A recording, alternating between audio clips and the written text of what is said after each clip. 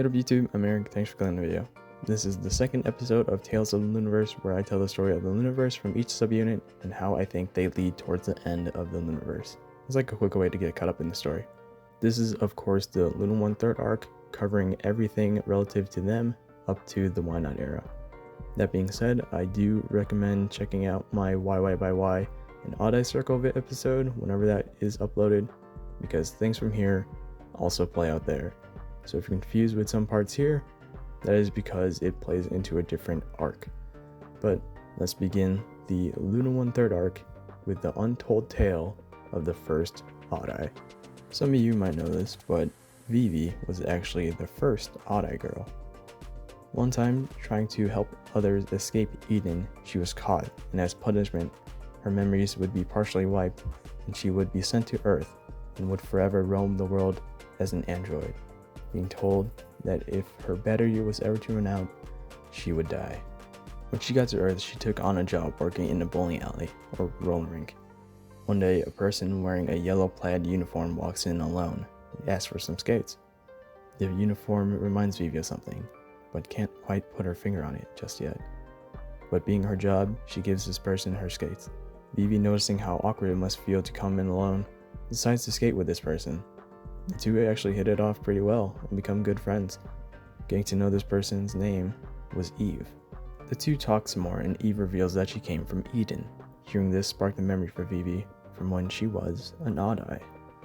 Eve continues that she wanted to go back into Eden to save her friends, but she couldn't save one of them because their fruit was a pineapple, and that wasn't part of the Rose family. Hearing more about Eve's struggle sparked more memories from Vivi's past. She said to Eve, to save her friend, she would have to find another powered Odd Eye girl, but ones that represented fruit was part of the Rose family. Cherry. Without hesitation, Eve leaves Vivi to find Cherry. Vivi wants to help more, gives chase to Eve, but eventually doesn't know where Eve went. Having lost where Eve went, Vivi wanders the world and eventually rolls into school. The same school where Hyunjin, and Hasu go to, and are actually friends with them, and joins the track and field team as part of the relay race team, along with the Hyunjin, and Hasu. Here she is the best at everything, from being the fastest person on the team, or being able to shoot a basketball from half court with little effort and actually make it, because she is an android after all. But being an android also has its faults, like not being able to drink some liquids, difficulty socializing, or more importantly, having to have your battery charged. More on this later. Cat and the Cats. One day, Hyunjin was alone in her house, singing a song on the radio, writing a letter, and suddenly, a crash could be heard from another room. She looks around the house to find what was broken and finds a broken pot that was growing strawberries. Curious to find what broke the pot, Hyunjin checks a nearby room and finds a bracelet in one of them, smiling, thinking it was a gift from an unknown friend. She eventually leaves the house for a salon appointment. I think a salon because the sink behind Hyunjin, but is stopped when she sees a familiar cat and tries to make friends with it by giving it letters, but is rejected. She continues to her salon appointment by getting on the train, walking, crossing a bridge, but eventually does get to the salon. When she's done with her appointment, she tries to leave, and she is again stopped by a cat at the bottom of the stairs, but the cat wanders off. On her way home, she sits at a bus stop where her close friend YeoJin is.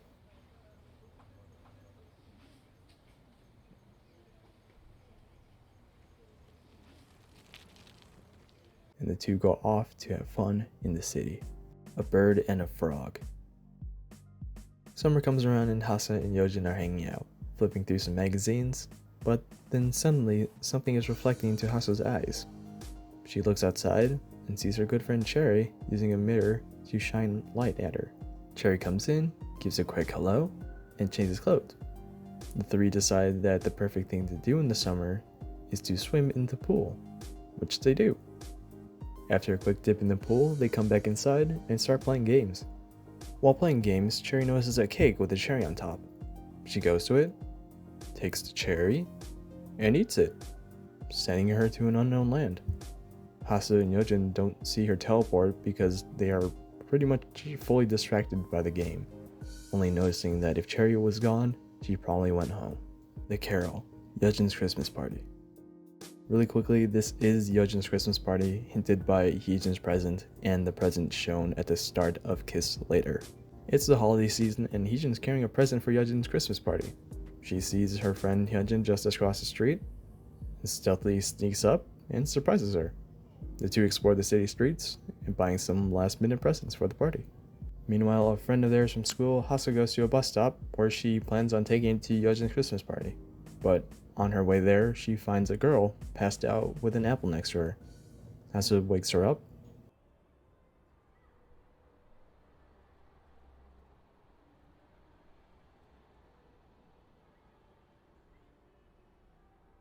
Smiles at her, and she's on her way. While waiting for her ride to the party, she looks into one of the windows nearby and sees the same girl she just woke up having a party with one of her friends. Also sensing something behind her, turns and sees YeoJin and Hyunjin holding presents.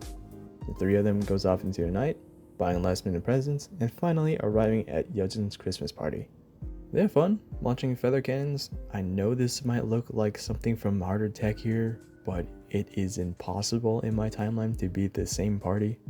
Also, it goes perfectly with how YY is the mirror to LOONA 1/3, so just go with it. A dark beginning. Sometime after the Christmas party, the girls of LOONA 1/3 are at the end of a school day. Android Vivi finds an empty classroom where she thinks she's alone and connects herself to her backpack charger, but YeoJin sees this in the door window. A while later, Android Vivi is seen walking the halls of the school, eventually finding her backpack charger against a wall. No longer thinking she belongs in this world and not being able to socialize well, she unplugs her backpack and sits next to it, closing her eyes for what she thinks is the last time, seemingly trying to take her own life. Thankfully, before the timer runs out, Hyunjin finds Vivi in the hallway and plugs her back in, and Vivi wakes up. Having more energy, Vivi again unplugs her backpack but goes to track practice. She's with her relay race team of Hyunjin, and Hasu, and waits for the baton to reach her. As the baton reaches her, she takes off, but as she rounds a corner, she runs off the track. Now only running on the limited time in her internal battery is capable of, she runs through a suburban area where her battery dies, but it doesn't kill her. Instead, a flash of her original Odd Eye is shown, and a flood of her old memories come back, but now also linked to the other Odd Eye girls. She sees that Kinlip is telling Hyunjin that they need her, Hyunjin, Hasu, and Vivi, to sing a sonatine to help the girl who is alone, lost in the dark forest. Kinlip also mentions that she needs all of them to run when the moon is at its fullest to help build a new moon. Vivi then runs off into a nearby field and prepares herself to run on the train tracks. The Cat and the Bat. While walking on a bridge, Hyunjin sees Cherry, a good friend of her schoolmate Hasu, on the other side running to high-five her, which she does. While on this bridge, Cherry tells Hyunjin that a girl is lost and alone in the dark woods, and to save her, she has to sing a sonatine, which she does. Cherry briefly teleports away, and is back then with Hyunjin. She tells her that they have to run when the moon is at its fullest to help build a moon. The Bird and the Frog. Missing pieces. Okay, being completely transparent here, I think this part of the story is very incomplete. Like, there is barely anything here. BBC. But here's what I have for so far. The near sisterhood of Hasu and YeoJin continue, and we see them running in the tall grass, the two frolicking through the field, having a great time with each other. But something happens. Hasu and YeoJin get separated, and YeoJin prepares to run alone, and Hasu is nowhere to be found. The wolf corners a rabbit. Hyunjin goes to a part-time job as a cleaning maid and is told by the owner of the apartment to start cleaning things up. Her master leaves and Hyunjin starts to clean, but she hears a sound of a door opening outside the apartment, and through the glass she sees someone outside entering a bright light. Curiously, she follows this person to the roof, but when she got there, stood just one person, alone, on the roof. The two stared at each other for a time, only exchanging names, creating some type of connection now. The girl alone on the roof called herself Olivia Hye, but as they introduce themselves, Olivia runs off the roof back down the stairs, leaving Hyunjin alone on the roof, only feeling connection to this girl now, but she's also sensing a feeling towards another, someone close to this Olivia Hye. Neither good nor bad, but more of curiosity than anything. Compelled to do so, she goes to where she feels her connection is the strongest. As Hyunjin finds this place, a sound comes from behind her. As she turns around, someone is walking up behind her. This person tells Hyunjin her name is Kimlet. She tells Hyunjin that the person she met on the roof is now in trouble and needs her to sing Sonatine to help the girl who is lost, alone in a dark forest, and she does it. From wherever they are in the world, Hyunjin, Hyunjin, Hasu, and Vivi sung with all their hearts, casting this arcane spell of love to save this girl who is lost, alone in the dark forest. Before leaving, Kimlip also mentions that she needs Hyunjin to run when the moon is at its fullest to help build a new moon. And then the Kimlip teleports back between worlds, and Hyunjin goes to a higher rooftop and prepares herself to run. The run. As instructed by the Odd-Eye girls, Hyunjin, Hyunjin, Hasu, YeoJin, and Vivi are all ready to run when the moon is at its fullest. Once the moon is in the sky, they run. Hyunjin on top of the building, Hyunjin the bridge, Hasu, we don't know about Hasu, YeoJin in the field, Vivi on the train tracks. And so began the construction of the new moon, starting from its caterpillar stage, moving into its cocoon, the chrysalis stage, and finally, the new moon. The chrysalis stage. As the moon started to take on its new form, a fragment from itself struck the side of an airplane and began to crash.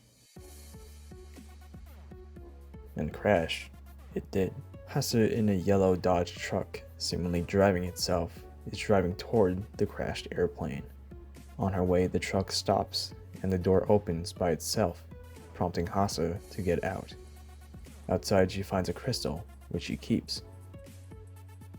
She explores the area more and finds more crystals, eventually coming across the crashed airplane. As she explores the cabin of the airplane, she looks out one of the windows to see a woman dressed as a man, dressed as a bird, and she follows it and comes across two feathers in the water. After chasing the bird down for a while, Hasu, using a slingshot with one of the crystals, shoots it. It's super effective, and she kills the bird. But yeah, that was the LOONA 1/3 arc of the Tales of the Loonaverse. Leave a like if you liked, hit the subscribe button if you want more content like this, but I hope you guys enjoyed. I'll see you in the next one. Later.